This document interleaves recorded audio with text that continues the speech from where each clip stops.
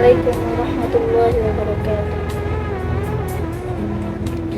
Alhamdulillahirabbil alamin. Nahmaduhu hamdan jazila syukri lillahil azizil karim Rabbul arsyil azim alladzi khalaqal insana fi ahsani taqwim wa yahdi ibadahu ila siratal mustaqim.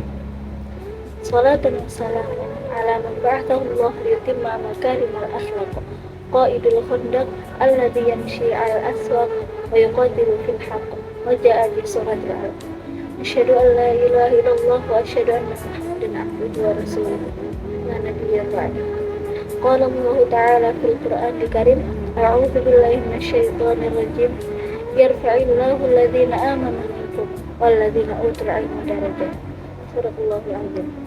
Teman-teman yang dirahmati oleh Allah Subhanahu wa taala, pada kesempatan kali ini izinkan saya untuk sedikit menjelaskan sebuah materi yang bertemakan pentingnya adab sebelum ilmu.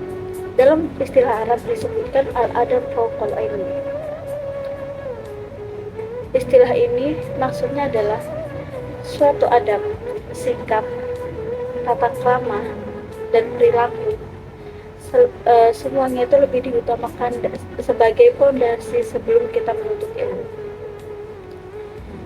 Mengapa demikian, teman-teman? Karena dalam Islam, adab adalah elemen yang sangat penting yang harus dimiliki oleh seorang penuntut ilmu agar ia dapat menggunakan ilmunya dengan baik dan bijaksana. Allah Ta'ala berfirman dalam Quran surat Al-Mujadilah ayat 11 yang berbunyi, a'udzubillahi minasyaitonir rajim, yarfa'illahu alladhina amanu minkum walladzina utul 'ilma darajat. Artinya, Allah akan meninggikan orang-orang yang beriman dan orang-orang yang menuntut ilmu di antara kamu beberapa derajat.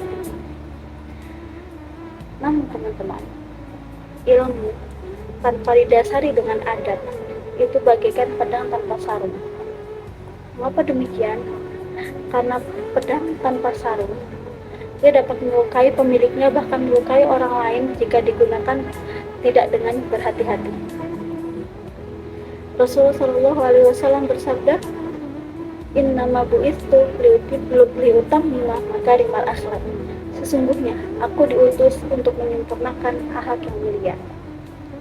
Dalam hadis ini dapat kita simpulkan bahwa Rasulullah SAW diutus bukan hanya sekedar untuk mengajarkan ilmu, namun Rasulullah SAW diutus juga untuk memperbaiki adab setiap umat manusia. Teman yang dirahmati oleh Allah Subhanahu wa taala, ada sebuah kisah menarik yang dapat kita jadikan contoh untuk senantiasa mendahulukan adab daripada ilmu, yaitu kisah dari Imam Malik dan murid beliau yaitu Imam Syafi'i. Siapa sih teman-teman yang tidak mengenal Imam Malik dan Imam Syafi'i? Dua imam madhab yang sangat terkenal, bahkan ilmu-ilmu beliau masih dipergunakan dan diamalkan sampai sekarang. Nah teman-teman, Imam Syafi'i ini, beliau adalah seorang teladan. Beliau adalah seorang teladan adab dan akhlak yang patut sekali kita jadikan contoh dan kita jadikan patokan keindahan akhlak beliau, di mana beliau belajar kepada Imam Malik. Beliau itu senantiasa belajar dengan rendah hati, senantiasa mendengarkan setiap perkataan Imam Malik dan tidak pernah membantah perkataan beliau dan tidak pernah bersikap tidak hormat kepada beliau. Beliau itu senantiasa menjaga akhlak beliau, tutur kata beliau, dan apapun itu beliau itu senantiasa menjaga itu semua di depan guru beliau yaitu Imam Malik. Dan apa yang beliau dapatkan? Berkat adab yang baik itu, ilmu beliau menjadi berkah dan berkembang luas, bahkan sampai hari ini ilmu beliau senantiasa kita amalkan dan kita pergunakan. Dari kisah beliau ini teman-teman menunjukkan bahwasanya seorang murid yang menghormati gurunya bukan hanya memperoleh ilmu, tapi juga memperoleh keberkahan ilmu itu sendiri, dan membuat ia menjadi seorang pribadi yang disegani dan diterima oleh banyak orang serta dicintai oleh banyak kalangan. Teman-teman yang yang dirahmati oleh Allah Subhanahu wa taala, di zaman ini dengan adanya kemajuan teknologi yang begitu pesat, seharusnya kita sangat mudah untuk menyampaikan berbagai informasi, berita, ilmu ataupun yang lainnya dengan sangat mudah melalui sosial media. Namun, tanpa menggunakan adab, kemudahan ini justru dapat menimbulkan fitnah dan perpecahan.